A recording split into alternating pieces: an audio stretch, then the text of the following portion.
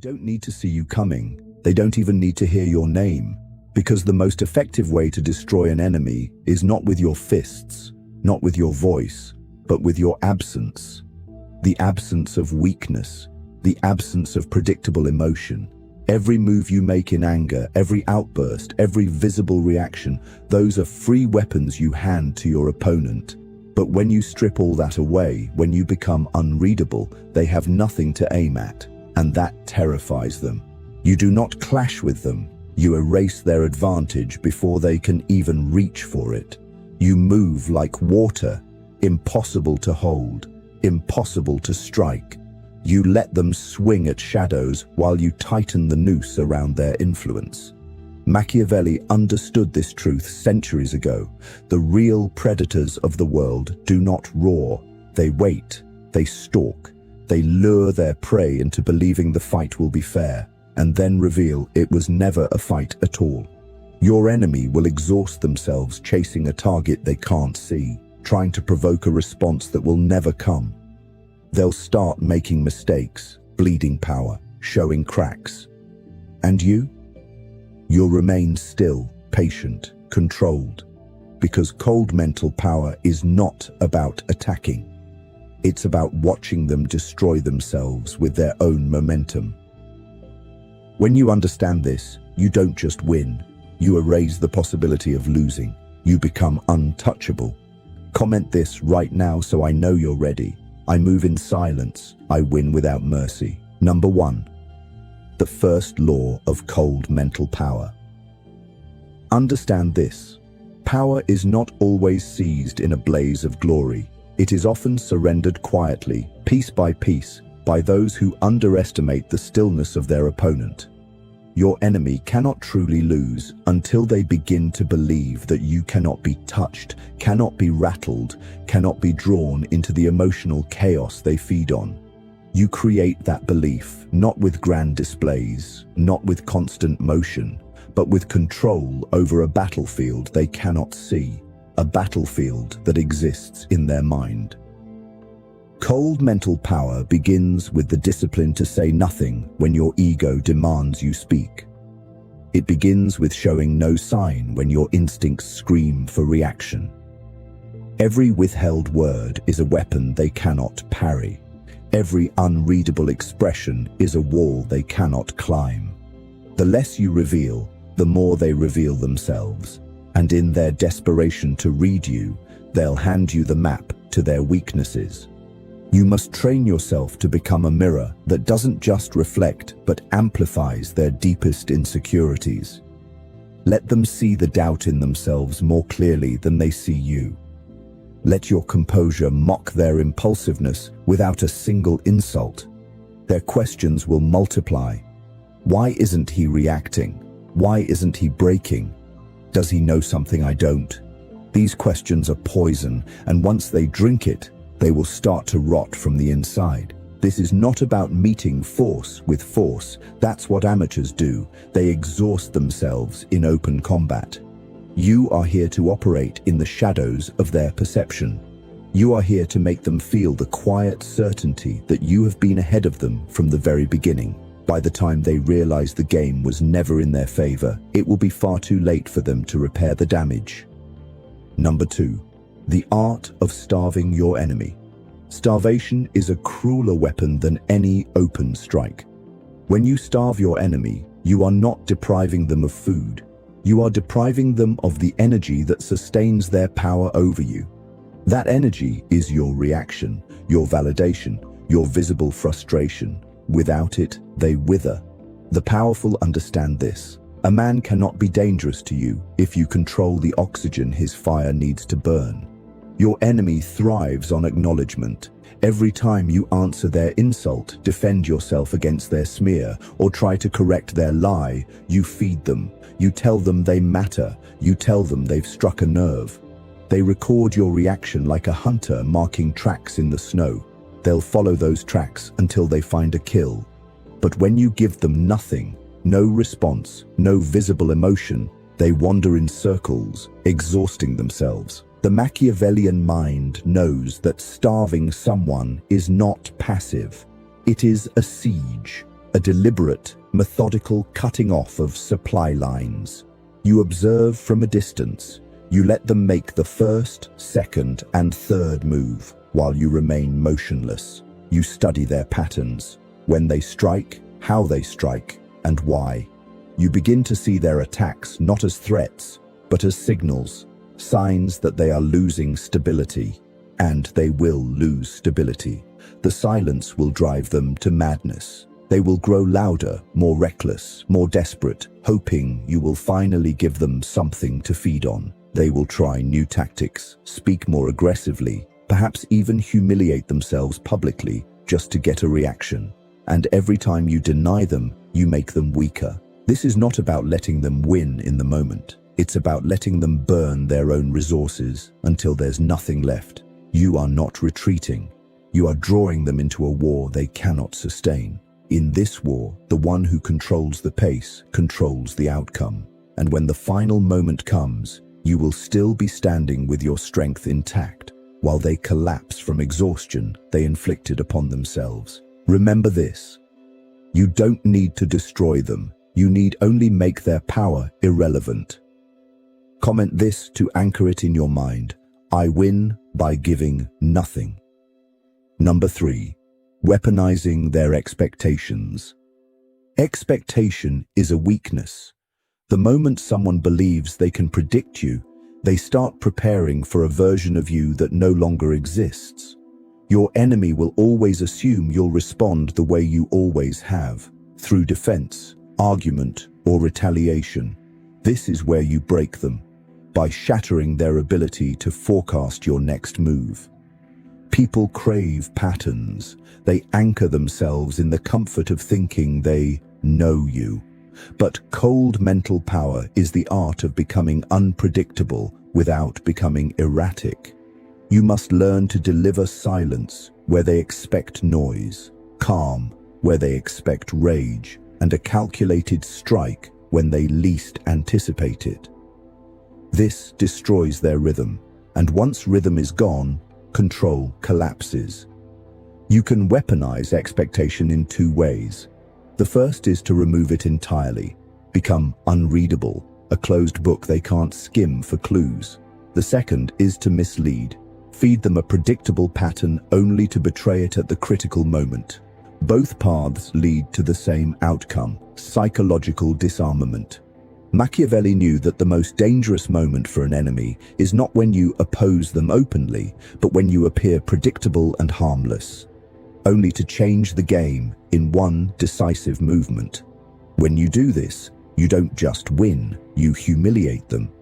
You show them their greatest weapon. Their belief they understood you was a lie. From that point forward, they will hesitate before moving against you. They will second-guess every step, question every plan, and fear that you are always one step ahead. Because you are. Number 4. The tyranny of silence. Silence is not the absence of sound. It's the presence of control. It's a force, a weapon, and when wielded correctly, it's more devastating than any outburst or threat. Most people fear silence because it forces them to sit with themselves. It strips away distractions, exposes insecurities, and leaves only raw, unfiltered thought. But your enemy will fear your silence for a far sharper reason. It will force them to sit with their own weakness. In a confrontation, the one who speaks first is almost always the one who feels cornered. The person who rushes to fill the air with explanations, justifications, or demands is the one trying to claw back control. This is why you must resist that temptation entirely. When you remain still, expressionless, unbothered, you flip the balance of power instantly. You are no longer playing defense. You have forced them into it. Silence is not inaction. It is the most active form of psychological dominance when used with precision. Every second you withhold a reaction, the pressure builds inside their mind. They start to imagine what you might be thinking. Then they begin to imagine what you might be planning. And the human mind, left in uncertainty, will always assume the worst about an opponent it cannot read. They will assign you strategies you haven't even considered yet, and in doing so, they'll begin to fight against the idea of you, not just the reality. That is when you know you've taken control. Your silence becomes a mirror, and in that mirror, they will see only their own insecurity staring back at them. They will begin to project their fears into the void you leave. If they believe you are dangerous, they will imagine you plotting their downfall in exquisite detail. If they believe you are more capable than them, they will envision you stacking advantages in the shadows. This is the beauty of silence. It allows them to build their own prison cell, brick by brick. But the tyranny of silence goes deeper than simply not speaking. It is also the art of strategic absence. Ignoring their provocation, refusing to show up to their battlefield, denying them the confrontation they desperately need. This is how you suffocate an enemy without touching them. You remove yourself from their reach and force them to swing at the air. When they attack and you are nowhere to be found, the aggression has nowhere to land. This leads to frustration, and frustration turns to desperation. And desperation, in the hands of someone you seek to destroy, is a fatal flaw. This absence isn't passive hiding, it's calculated starvation. You're denying them the emotional reaction that would feed their momentum.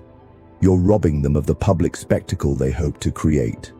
You're making them fight a ghost, and every battle against a ghost ends the same way: exhaustion, paranoia, and collapse. Silence can also be a weapon of timing. You may withhold for days, weeks, or even months before speaking. And when you do finally break that silence, every word carries the weight of all the words you didn't say. The longer you wait, the heavier the blow lands when you choose to speak. A single sentence delivered after a long, cold silence can dismantle someone's confidence entirely, because they've spent all that time imagining what you might say, and your actual words will cut deeper than anything they imagined. Machiavelli would call this the invisible strike, damaging your opponent without moving a muscle, without showing your hand, without spending your resources. They don't see the wound until it's too late to stop the bleeding. This is the same principle predators use in nature. The stillness before the pounce is often more dangerous than the strike itself, because the prey loses its nerve before the fight even begins. The true mastery of the tyranny of silence lies in pairing it with presence at exactly the right moment. Too much silence, and your enemy may adapt. Too much absence, and they may shift focus. The art is in knowing when to be unseen, and when to appear suddenly, calm, cold, and in complete command. This abrupt shift from absence to presence magnifies your power. It's the difference between a shadow on the wall and the figure stepping out of the darkness. When you reappear, you control the frame. Your timing makes them feel as if you chose the battlefield, chose the moment, and chose the terms. Because you did. Silence wasn't retreat, it was positioning. And now, when you decide to speak, you speak as the one who has been watching, calculating, preparing. Every word you say is laced with authority because it's clear you didn't rush. Your words have been forged in patience. Understand this: silence isn't simply about saying nothing. It's about saying nothing with purpose. It's about holding your ground without being drawn into theirs. It's about letting them unravel while you stay still. It's about building pressure in their mind until they start to self-destruct. And most importantly, it's about conditioning them to understand that you cannot be provoked on their terms. Once they understand that, you've already broken them. Never forget. When someone cannot get a reaction out of you, they will create their own reactions in their head. And those imagined reactions will often be worse than anything you would have actually said or done. This is why silence can be more brutal than violence. Violence ends. Silence lingers. Comment this so you never forget: my silence is my blade. Number 5. The psychology of controlled appearances. Power is not only in what is seen, it's in when it is seen. The disciplined man understands that presence, like a weapon, must be drawn only when the moment demands it. Appear too often, and you become common. Appear too rarely, and you risk fading into irrelevance. But appear with precision, and you become unforgettable. Presence, when rationed and strategically deployed, is an amplifier of fear, respect, and influence. Controlled appearances turn your presence into an event. People begin to notice the pattern, not consciously at first, but subconsciously. They realize you arrive only when it matters, and when you arrive, things shift. Conversations change, decisions are influenced, dynamics are rearranged. This is not an accident, it is engineered. Every calculated absence builds anticipation, while every reappearance delivers a psychological strike. The mistake most people make is believing that constant visibility equals influence. They flood every room, speak at every opportunity, and show their face in every discussion. But constant exposure breeds familiarity, and familiarity breeds weakness. A man always in sight is a man easy to ignore. Influence does not come from being everywhere. It comes from being exactly where it matters, exactly when it matters. When you master controlled appearances, you control the frame of perception. You become the man whose arrival feels deliberate, inevitable, and dangerous. When you step into a room after being absent, you carry the aura of someone who's been watching from a higher vantage point. Your timing suggests that your moves were decided long before this moment, that you are not reacting, but executing a plan already in motion. This creates an atmosphere of inevitability, the sense that you are operating on a deeper level than those around you. Your enemy will feel this most. They will notice that you can vanish for days, weeks, or even months, and return at a moment that unbalances them entirely. Your silence kept them guessing. Your sudden presence confirms what they feared all along. You were never truly gone. You were simply choosing the moment to strike. The art lies in contrast. You disappear long enough for people to forget your exact position, then reappear with a move so deliberate it resets the entire board. The human mind is wired to respond to contrast with heightened emotion. This is why a quiet man's voice cuts deeper when he finally speaks, why first drop of rain feels heavier after a long drought, why an absence makes the reappearance feel monumental. When you re-emerge, you must do so with presence, not just existence. This means your body language, tone, and pace must communicate control. You walk in with the calm of someone who already knows the outcome. You speak with the confidence of someone who prepared long before others even realized a preparation was needed.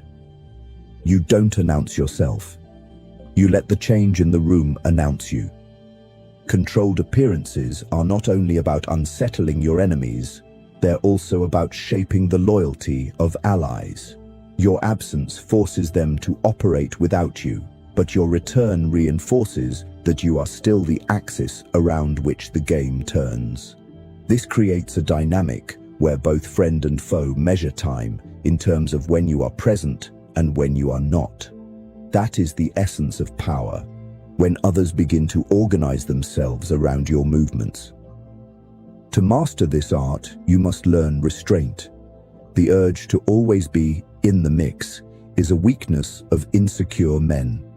They crave constant reassurance that they matter.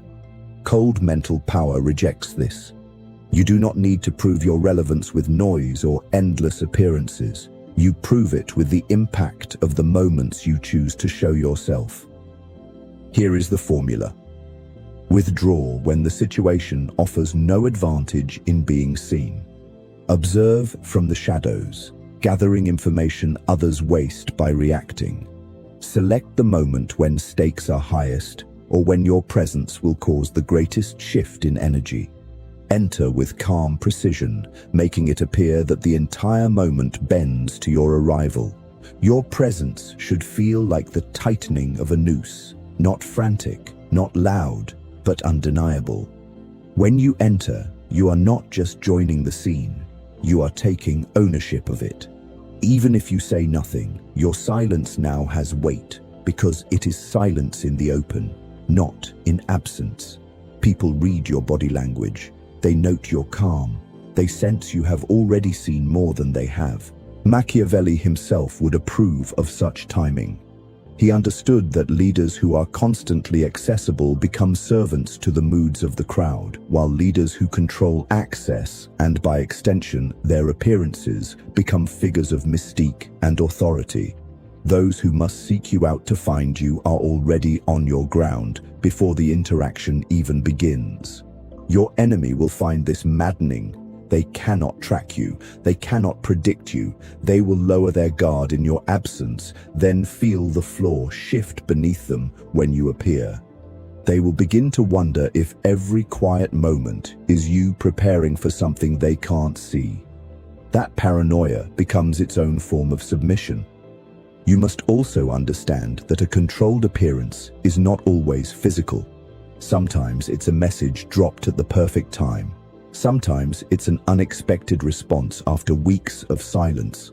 Sometimes it's a subtle move, a connection made, a resource shifted that your enemy stumbles upon by accident, realizing you were behind it all along. Presence is more than being seen, it's being felt. This is why the art of controlled appearances is lethal. It makes you a phantom when you want to be unseen, and a force when you choose to be seen. You dictate the pace of the game. You decide when the board changes. You decide when your shadow becomes a silhouette, and when that silhouette steps fully into the light. Never forget, the man who is everywhere is noticed by no one. The man who appears exactly where the knife needs to be placed is remembered forever. Number 6. Turning their allies into unwitting agents. The most effective blows are not always struck by your own hand. They're delivered by the hands of others who don't even realize they're serving you. This is the highest form of power, to shape events through proxies who believe they're acting on their own. This is the art of turning your enemy's allies into unwitting agents. You don't storm their fortress. You make the guards open the gates for you, thinking it was their idea. And once they do, they will defend their decision to the end, because to them, they're not helping you, they're protecting themselves. The first weapon, information. Every alliance rests on trust and shared interest. Break either, and the structure begins to crack. Your first task is to know your enemy's allies better than your enemy does.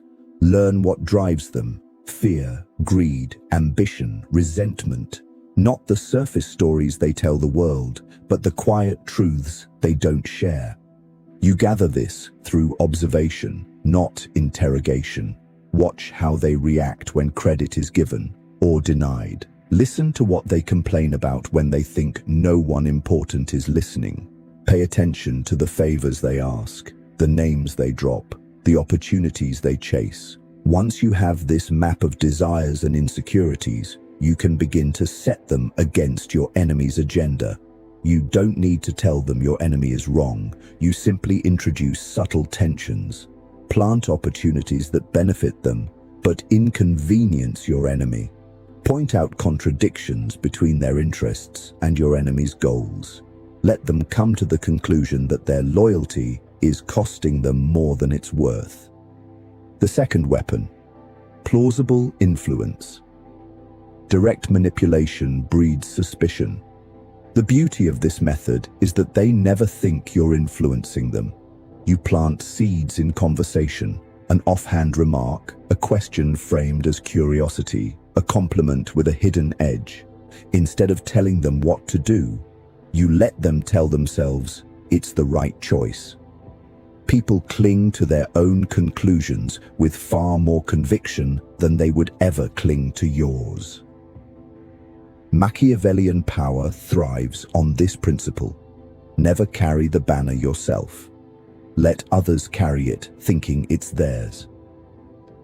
One of the most effective tactics is selective omission. You don't have to lie, you simply leave out certain facts. In the absence of information, they will fill the gaps themselves, usually in ways that benefit you. Human minds are wired to complete patterns. Give them half the picture and they'll paint the rest in your favor. The third weapon, the fracture point. All alliances have pressure points. There's always a moment when loyalties can shift. A decision that will benefit one ally but harm another. A choice that demands someone take a side. Your job is to create or identify these fracture points and make sure your enemy's allies feel them. If you've done your work correctly, the fracture will appear as if it happened naturally.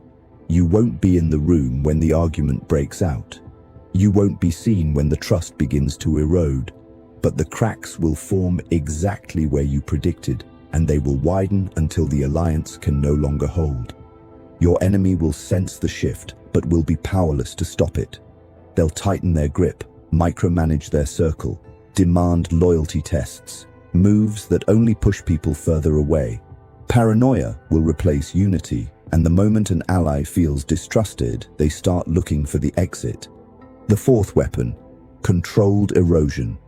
This is not manipulation for chaos, it's engineering for collapse. You're not here to set wildfires. You're here to slowly rot the beams holding up the structure until it caves under its own weight.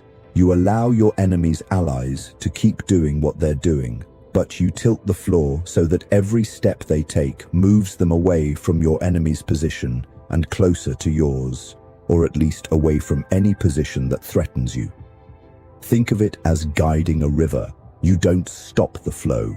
You redirect it until it erodes the foundation of the dam from within. By the time anyone notices, the damage is irreversible. The fifth weapon, the shadow of doubt. The most poisonous force in any alliance is suspicion. You don't need to prove betrayal, you just need to suggest the possibility. The human mind will do the rest. An innocent question like, "Do you think they'd have your back if things went bad?" plants a seed. A casual observation such as, "Funny how they didn't mention you in that decision," waters it. Soon, the ally starts keeping mental score, and every perceived slight, whether real or imagined, adds weight to the scale. This slow accumulation of doubt is lethal because it feels self-generated. They believe they are waking up to a truth, when in reality, you have been feeding them morsels of perspective until the entire meal is yours. The result. When this strategy is executed well, the collapse of loyalty is both quiet and irreversible. The enemy finds themselves surrounded by people who no longer defend them with conviction, who no longer protect their secrets with urgency, who may even work against them under the guise of protecting their own interests. Some will defect entirely. Others will simply step back when the enemy needs them most. And the beauty is that you don't have to command it. You've made it so that self-preservation aligns with weakening your opponent. Your enemy will feel it. They will sense that the once solid ground beneath their feet is shifting. But they will not be able to trace the fault lines back to you. And that's the final stroke of power. Invisibility. The best manipulation leaves no fingerprints. Machiavellian truth. Niccolo Machiavelli understood this well. He wrote that it is safer to be feared than loved, but it is most effective to be needed by those you control. In this game, you're not just making your enemy lose friends. You're making those friends look elsewhere for guidance, leverage, or opportunity. If they find it in you, even unknowingly, your influence expands while your enemy's collapses. This is why the most skilled operators never declare war outright. They dismantle their opponent's ability to fight long before any battle begins. By the time open conflict would have happened, the opponent is isolated, weakened, and already defeated in spirit. This is the long game. It requires patience, precision, and an unshakable ability to act without ego. You can't rush it. You can't brag about it. You can't show your hand even when the plan is unfolding perfectly. The satisfaction comes not from the recognition of your victory, but from watching your opponent fall without ever knowing why. And when they finally collapse, surrounded by the wreckage of broken alliances, you will still be in the shadows, untouched, unseen, and in full control of the board. Comment this so you remember it. I win with hands that are not mine. Number 7. How to make time your sharpest weapon. Power is not always about raw strength. Often, it's about patience so sharp it cuts deeper than any blade. In the hands of the disciplined, time becomes the most ruthless weapon in existence, because unlike force, time doesn't simply wound, it erodes. It wears down even the strongest defenses until they collapse under their own weight. Your enemy will always try to pull you into their rhythm. They'll push for speed. They'll provoke you to react now, to argue now, to act now. And why? Because speed favors the emotional. Emotional decisions favor the weak. The moment you allow them to set the pace, you've already surrendered the high ground. Machiavellian power moves at its own tempo. It uses time like a vice, slowly tightening, never loosening, giving no relief. You let situations breathe just enough for them to rot from within. This is not hesitation. This is not inaction. This is deliberate waiting. You allow events to unfold naturally, knowing that the longer a problem sits, the heavier it becomes for your enemy to carry. The genius of using time as a weapon is that it forces them to waste energy while you conserve yours. They grow restless, they act prematurely, they commit to strategies they haven't thought through. And you remain still, calculating, knowing that desperation is the mother of mistakes. Time as a magnifier. Small cracks in their position are nothing at first, but left untouched, cracks grow into fractures. Fractures become breaks. What was once a hairline weakness becomes a complete collapse. A careless promise they made now festers into resentment. An impulsive alliance they formed now becomes a burden. You don't need to push them. You only need to wait for the natural decay to take its toll. Time also amplifies doubt. If you've already planted seeds of uncertainty, every day that passes without clarity will feed those doubts until they consume the host entirely. Silence is a multiplier.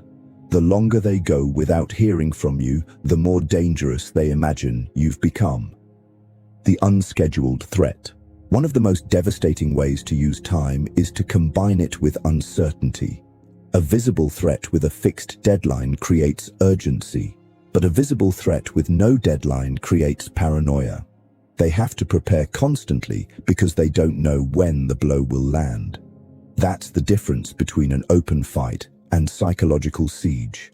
Imagine telling an enemy nothing more than, "We'll talk soon." That single phrase can keep them awake for nights, because soon could mean an hour or a year. And in that void of clarity, the mind will always invent the worst-case scenario. The effect is corrosive. They'll burn resources protecting against possibilities that may never come. They'll avoid risks, delay decisions, and weaken themselves through inaction while you haven't moved at all. That's the paradox of time as a weapon. You can break someone without ever touching them. Weaponized delay. There's a difference between procrastination and controlled delay. Procrastination comes from fear or laziness. Controlled delay comes from strategy. You respond not when they want you to, but when it's most damaging for them. Sometimes this means moving faster than expected. More often, it means moving far slower. Let them stew in anticipation. Let them keep checking for your response and finding nothing.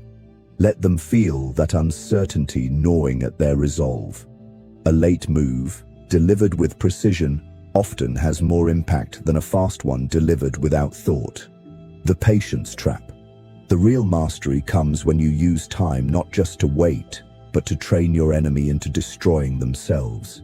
You set the pace so slowly that they start overreaching, trying to force the confrontation you refuse to give them.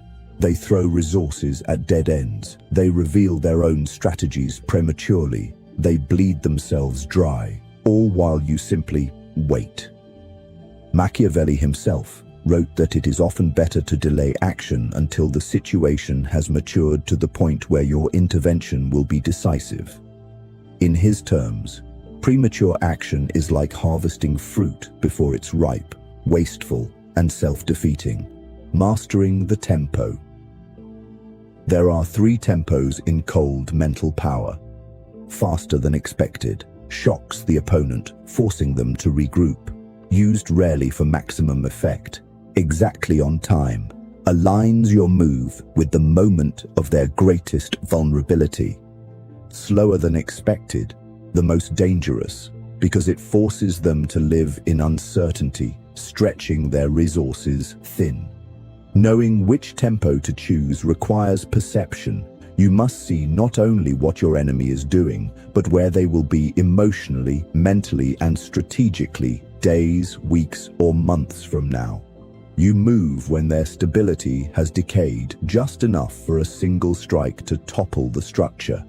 Time as a psychological cage. Here is the final truth. Time, used correctly, makes your enemy live inside your frame.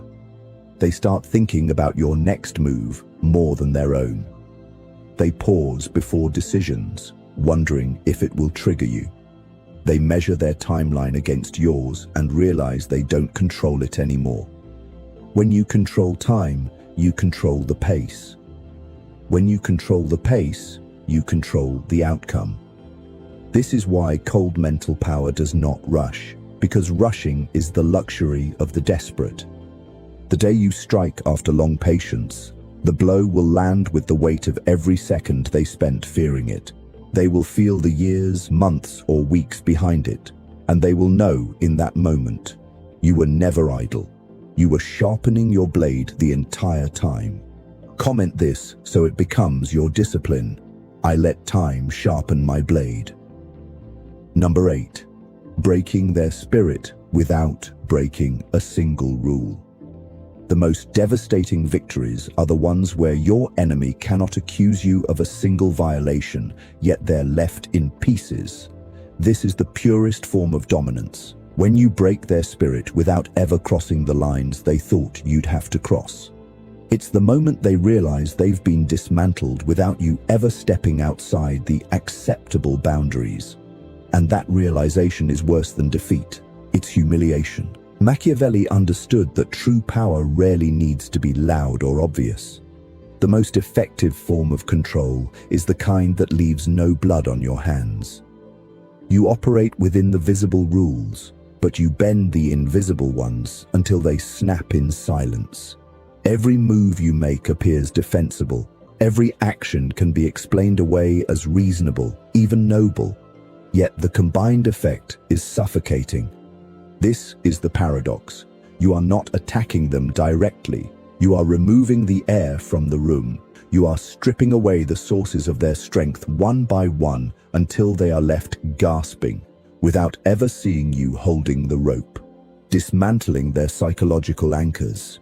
People don't stand because of sheer willpower alone. They stand because of anchors, the allies who validate them, the positions that give them status, the routines that give them confidence, the narrative that tells them they're in control. You do not smash these anchors with a hammer. That would expose you. Instead, you let them loosen on their own while you create subtle currents to speed the process. They're allies. You don't confront them directly or try to steal them. Instead, you encourage friction between them and your enemy. You introduce small doubts. You feed minor resentments. The relationships weaken naturally, and your enemy finds themselves surrounded by people whose loyalty is no longer absolute. Their position. You don't storm their throne. You allow them to damage it themselves through overreach, arrogance, or ill-timed decisions. You create situations where the safest choice for them also happens to be the weakest choice long-term. They take the bait, and their own actions dismantle their authority, their confidence. You don't shatter it with one blow. You let it corrode, slowly, as repeated small failures, public embarrassments, or unreciprocated gestures stack up. 1,000 paper cuts they barely notice until they are bleeding out. The brilliance of this method is that there is no singular attack they can point to. The decay feels like the natural order of things. When others see their fall, they don't see a war. They see someone who simply lost their grip. No incident, no proof. In direct conflict, there is always a moment to remember. The insult that started it, the move that crossed the line. That moment becomes a rallying point for your enemy's resistance. But here, there is nothing to rally around. Your work is so gradual, so intertwined with the natural flow of events, that when they try to explain what's happening, they sound paranoid. "I think they're working against me," they say, but without proof, it just sounds like an excuse for their failures. That's the beauty of breaking someone within the rules. You remove their ability to defend themselves without removing their ability to speak.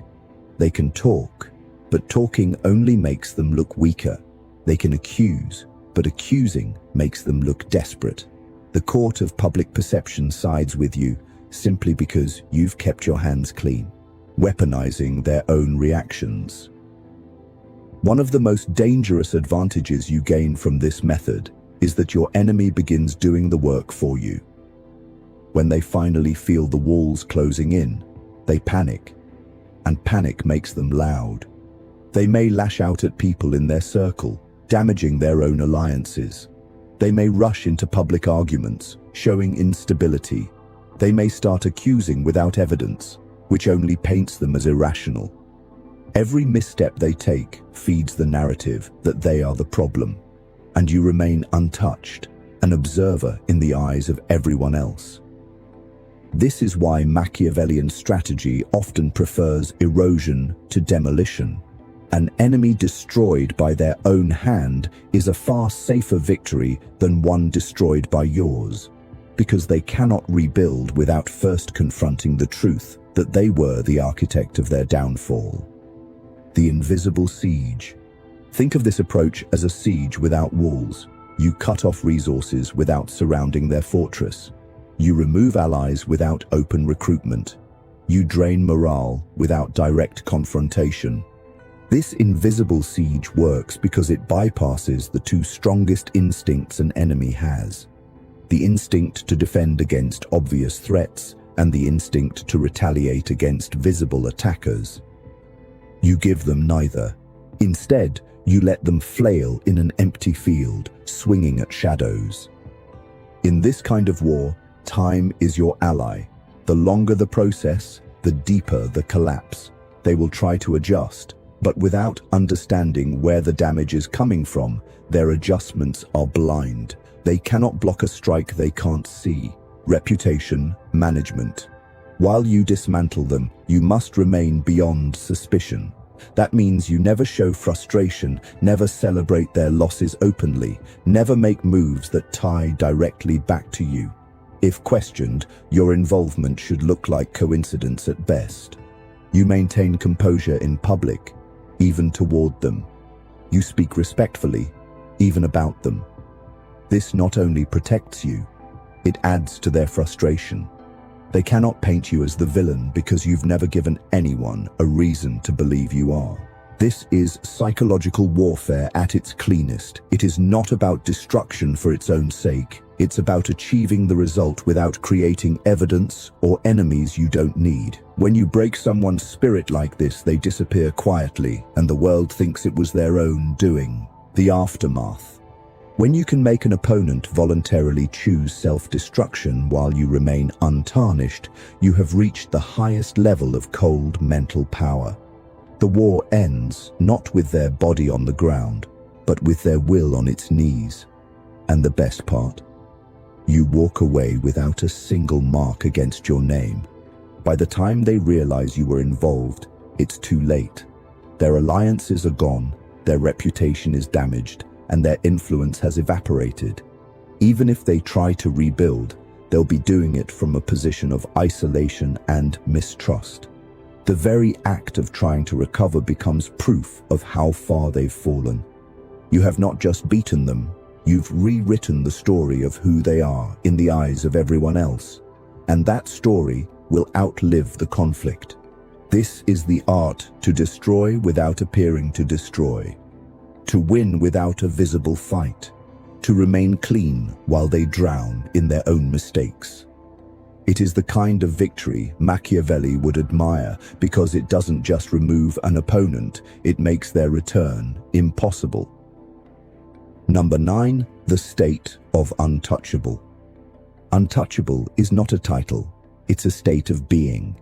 It's when no attack rattles you, no provocation moves you, and no loss breaks you. It's when your value is self-contained, your control absolute, and your power silent, yet undeniable. To be untouchable, you must master every weapon we've spoken of: silence, controlled appearances, the starvation of enemies, the bending of time, the invisible siege. But more than that, you must remove your dependency on outcomes. You win because you cannot be cornered. Even if they strip away positions, alliances, or resources, you remain the same. An untouchable man doesn't fight for validation. He doesn't need to prove a point. His presence is the point. His composure is the proof. Enemies exhaust themselves trying to find a weakness that isn't there. This is the final lesson. You don't need to be loved, feared, or admired to rule. You need only to be inevitable. Comment this now so it locks into your mind. I am inevitable. And if this struck something deep inside you, like, subscribe, and turn on notifications. Your ascent into cold mental power has only begun. Before you leave, the next step in your rise is waiting for you. Watch the video appearing in the end screen. It will take your cold mental power to a level most men will never reach. And if you want me to start a full series on mastering emotional intelligence to make you unstoppable, comment this right now. I want series.